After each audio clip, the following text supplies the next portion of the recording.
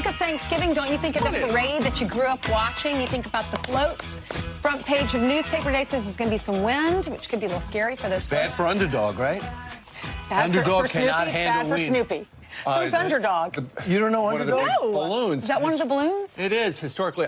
They may have retired underdog, not sure. But the cool thing is, Ainsley, now the parade that you grew up watching goes in front of the building that you work at. I know, it's so cool. It's wonderful. A lot of people from work, they go out on the balconies and they watch the parade with their kids. Meanwhile, there wasn't a lot of happy faces, I imagine, at the White House when a San Francisco judge ruled this about the president's rule on asylum when it comes to illegal immigrants coming to this country. Remember, the president rolled out an executive order that said, hey, if you come here legally and we catch you, you'll never, ever get citizenship. You're going to be banned from ever getting it. A judge looked at that, and they have a problem. Well, he said no more catch and release, now catch and return. And then this judge, who's a San Francisco judge appointed by President Obama, has blocked the president's proclamation, saying he can't refuse asylum to immigrants that cross illegally. The judge is U.S. District Judge John Taggart, who was nominated by Barack Obama back in 2012, and he essentially says the president is breaking the law, insane. And when the president said a couple of weeks ago, he said,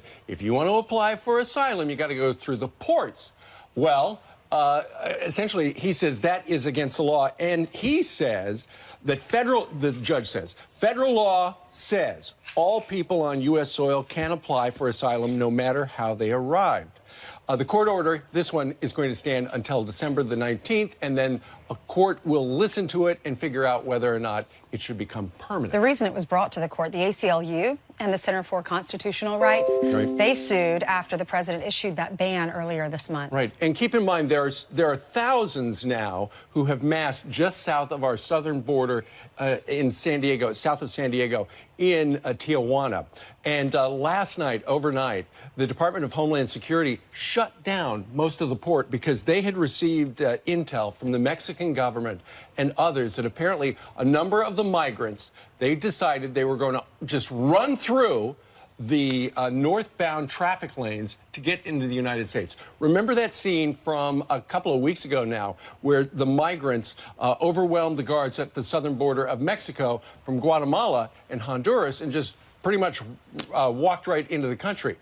The government here does not want that to happen, and so they have fortified our southern border in San Diego. It's the largest border crossing area, too. Yeah, you see those signs that show a woman and child going across the street as if you're in San Diego, as if to say this is going to be a problem. Keep your eyes open.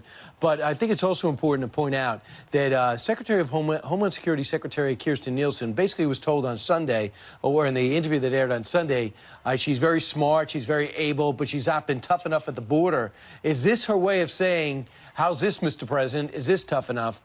She wrote this a.m., all of San Ysidro port of entries, northbound lanes, temporarily closed to initiate additional port hardening efforts after CBP officials were notified that a large hashtag of caravan migrants were planning to rush the border, should say number, in an attempt to gain illegal access to the United States. So now they're doing that also with this court order. If they're caught, they can stay. But I love this. This is the picture of what our Army men and women at the border are doing. They're trying to, this is actually an older shot. The other shot shows razor wire going right up these borders to truly harden the wall. Yeah, they're putting up those barriers. If you've ever been to a border crossing, this is the largest one in our country. In the Western Hemisphere. That's right. There are 26 passenger lanes and 22 pedestrian lanes. It processes 20,000 passengers and 70,000 vehicles. Listen, meanwhile, as you look at that concertina wire, Army Lieutenant General Jeffrey Buchanan, in charge of the deployment there, told Politico that the mission is complete and that engineering and logistics units putting the barriers in place will be returning home as early as this week. The rest will be done by December the 15th. Clearly, this administration is handling migrants in a different way. At least that's the observation of Tom Homan, who used to be the acting ICE director. We got a president that takes border security seriously. We got a president that believes in the sovereignty in this country. We got a president that believes in the rule of law. We got a president that supports the Border Patrol and ICE. He's doing his job. So what's going on in Mexico, they're waking up. Their country, their sovereignty's been attacked. These people went through their southern border, assaulted their federal officers and their military. Mexico's finally saying enough's enough.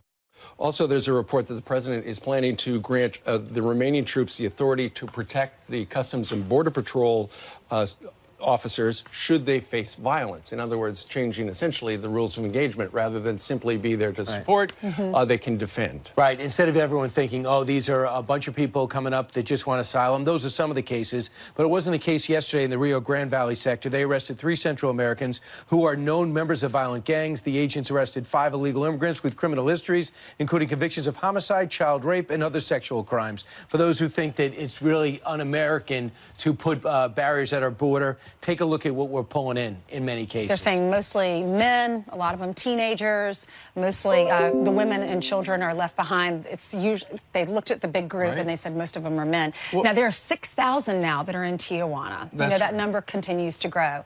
And the folks that live there are really upset about it because they say it is an invasion. We showed you that video yesterday. They're saying it's an unwelcome arrival because it's putting tremendous pressure on their resources. This is what we showed you yesterday, that some of the residents who actually live there in Tijuana, Mexico, are saying about all these migrants that are moving into their area. Listen. They are coming. They are gangs. They are bad people. How is that being portrayed on the network news programs? After all, the sentiment in Tijuana is very similar to what the president and people like Tom Homan, the Homeland Security Secretary, have talked about at the border, trying to get control and what it is like. Is this truly an invasion from Central and South America? Obviously, in portions of Mexico, like Tijuana, they feel that way. So I wonder how network news coverage would cover this. This is a gigantic story. Keep in mind, it's not just Fox News Channel. You've also read about the caravan for weeks in major newspapers. And yet, who covered the caravan last night? According to Newsbusters, ABC 0 seconds, NBC 0 seconds, and CBS News, that is, did do a paragraph updating folks on the status of that. Also, there's one other thing. Department of Homeland Security has told Fox News that they have ID'd more than 500 criminals who are traveling with the caravan. And as Ainsley said, you know, for the most part, it is young men, teenagers, men who are in the caravan. But for the most part, they tend to put the women and children in the front to get the sympathetic news coverage.